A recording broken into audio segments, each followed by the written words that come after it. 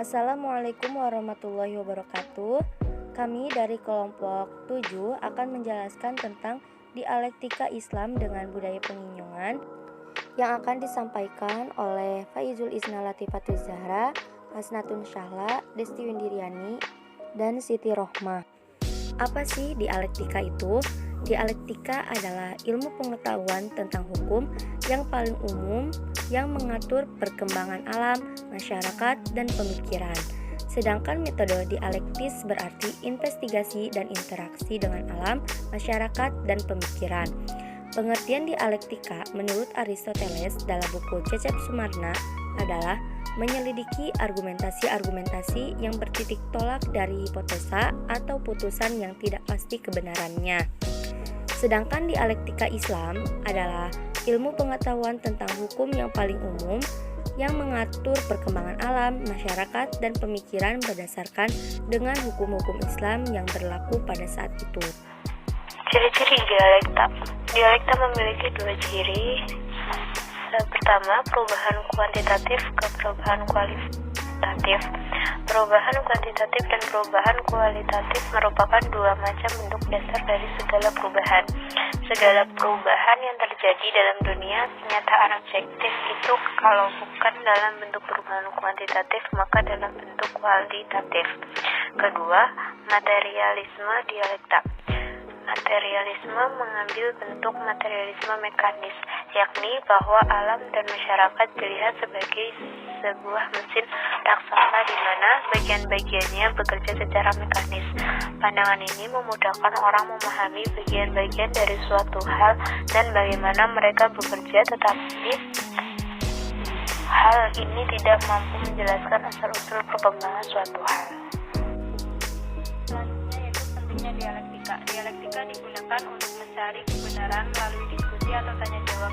Dialektika berguna sebagai pemperdalam dalam memahami masalah dan dalam pemecahan masalah.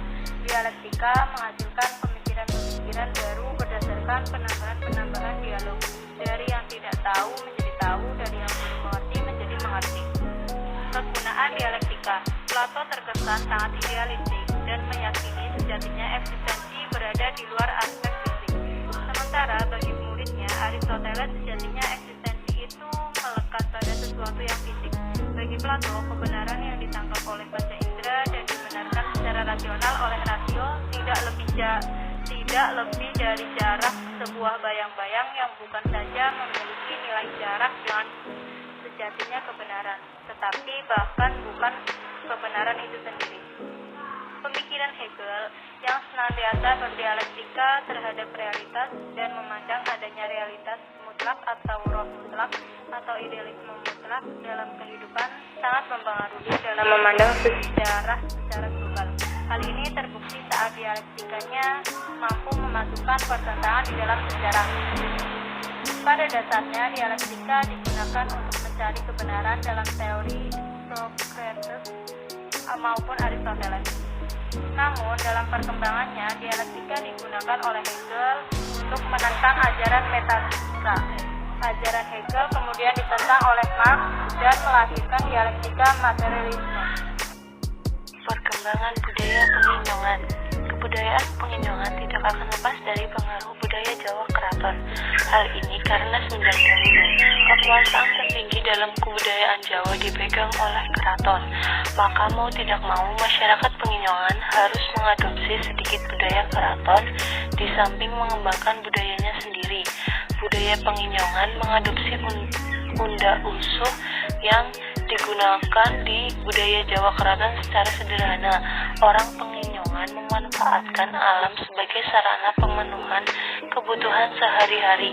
Budayanya juga mencerminkan bahwa masyarakat penginjongan memanfaatkan alam sekitar. Budaya Banyumasan sendiri merupakan suatu wilayah kebudayaan yang muncul di daerah Jawa Tengah bagian barat yang meliputi daerah bekas Karesidenan Banyumas yang meliputi Banyumas, Cilacap, Banjarnegara, Kebumen, dan Purbalingga. Segala keunikan masyarakat penginjongan tergambarkan dari satu konsep hidup yang ada dalam masyarakatnya, yaitu konsep Cablaka. Cablaka ini merupakan karakter watak khas orang penginjongan yang merupakan perwujudan perbedaan budaya yang muncul di masyarakat tersebut. Sablaka sendiri memiliki banyak persamaan kata seperti tok melong, belaka suta maupun glogok soar yang kurang lebih memiliki arti yang sama dengan sablaka.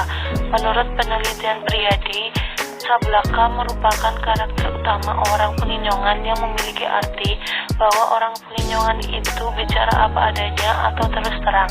Terima kasih. Wassalamualaikum warahmatullahi wabarakatuh.